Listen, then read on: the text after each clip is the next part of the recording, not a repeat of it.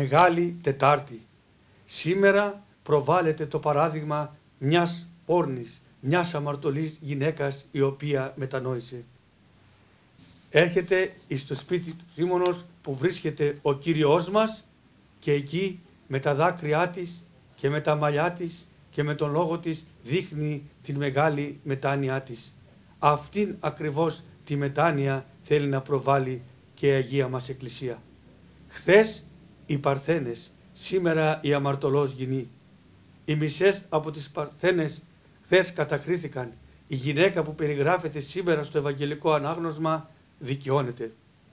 Ο κόσμος, αδελφοί, συνηθίζει να λιθοβολεί με τα λόγια ενίοτε και στην κυριολεξία τους πολύ αμαρτωλούς ανθρώπους.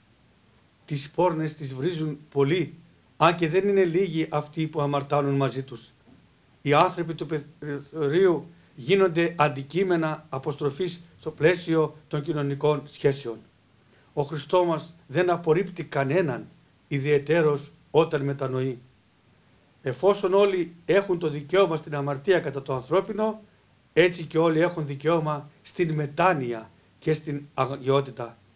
Πόσες πόρνες μετανοημένες και πόσοι τελώνες μετανοημένοι δεν σώθηκαν και δεν μακαρίζονται από τον Κύριο. Να θυμηθούμε επίσης και τον ληστή που θα εορτάσουμε σε λίγες ημέρες. Πρώτος που σώθη. Χάνεται ο μαθητής και σώζεται ο ληστής.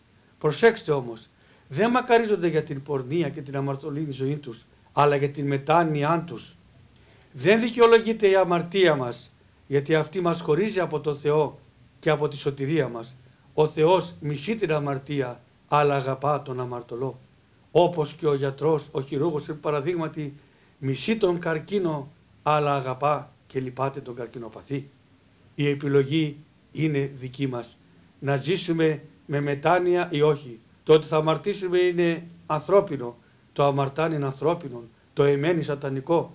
Τον ανορθώνει αγγελικό. Το να σηκωθούμε και να πούμε το ήμαρτον, αυτό ζητεί ο Θεός από μας. Η Εκκλησία μας, όπως γνωρίζουμε, επισημαίνει τα μεγάλα ωφέλη της μετανοίας. Η γυναίκα που περιγράφεται στο Ευαγγέλιο σήμερα κέρδισε τη συγχώρηση που δεν κατάφεραν οι ανόητες δυστυχώς Παρθένες. Προσοχή όμως, οι 5 φρόνιμες Παρθένες χθες σώθηκαν, όπως και πολλοί αμαρτωλοί πόνοι θα κολλαστούν. Να μπαίνουν τα πράγματα στη θέση τους. Χρειάζεται μετάνοια. Σε όσα βαριά αμαρτήματα και απέσουμε, πρέπει να γνωρίζουμε ότι το έλεος και η αγάπη του Θεού είναι αυτή που θα τα σώσει όλα. Όσο μεγάλα και αν είναι τα αμαρτήματά μας, δεινώνει ραθυμία, μεγάλη μετάνοια αρκεί να την κάνουμε πράξη και όχι θεωρία.